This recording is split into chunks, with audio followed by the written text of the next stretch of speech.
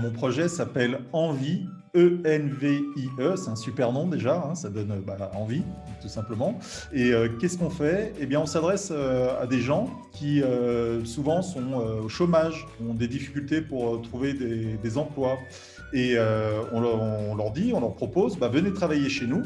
Et quand ils viennent travailler chez nous, ils vont acquérir des nouveaux savoirs, ils vont apprendre un métier, et puis ensuite, ils vont pouvoir aller travailler dans des entreprises normales. Voilà, donc ils restent chez nous 1 an généralement, et puis ensuite, ils retrouvent un emploi.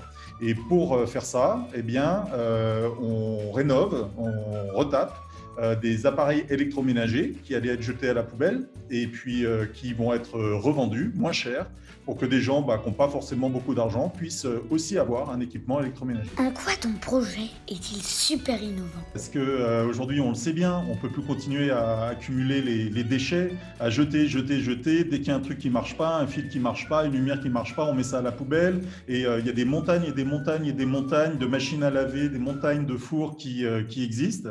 Et donc nous, on dit stop, ça suffit. Ce qu'il faut faire, c'est réutiliser au maximum aujourd'hui les appareils qu'on a pour éviter ces déchets, pour arrêter de polluer la planète et en plus pour faire en sorte que les gens qui ont peu d'argent puissent y accéder. Voilà, donc c'est à la fois écologique et puis en même temps c'est social. Et le projet Envie, il est aussi innovant par un autre aspect, c'est qu'avec plein d'autres entreprises, on a décidé que l'argent, c'était pas le premier objectif. L'argent, il nous sert à produire, il nous sert à travailler, il nous sert aussi évidemment à avoir des salaires, mais tous les bénéfices qu'on fait, on va les remettre dans l'entreprise pour créer des emplois. On pense qu'aujourd'hui, l'économie, elle pourrait être aussi autrement et que c'est pas l'argent forcément qui doit définir l'économie. En quoi ton projet est-il vraiment important pour le futur?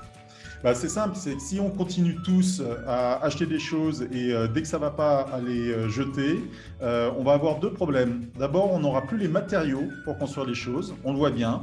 Ce qu'on appelle, vous savez, les matières premières, hein, le fer, les métaux, bref, tout ce qui nous sert aujourd'hui à construire, il va y en avoir de moins en moins. Ça, c'est le premier problème. Et le deuxième problème, évidemment, c'est ce que je disais tout à l'heure, c'est les déchets.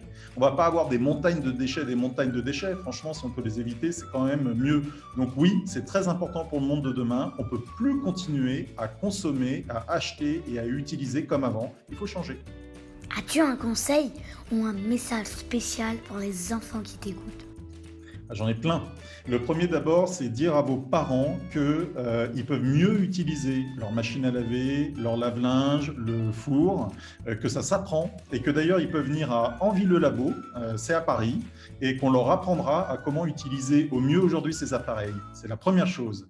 Et la deuxième, quand il y a un appareil qui ne marche plus, il ne faut pas le jeter, il faut chercher à le réparer. Et là aussi, nous, Envie, on peut aller réparer ces appareils. Et le troisième, c'est quand l'appareil, vraiment, il ne marche plus, il ne faut pas aller le mettre à la poubelle, il ne faut pas le mettre comme ça dans la rue. Ce qu'il faut, c'est le donner à des associations comme Envie. Et nous, on est capable de faire renaître cet appareil et il resservira à quelqu'un d'autre.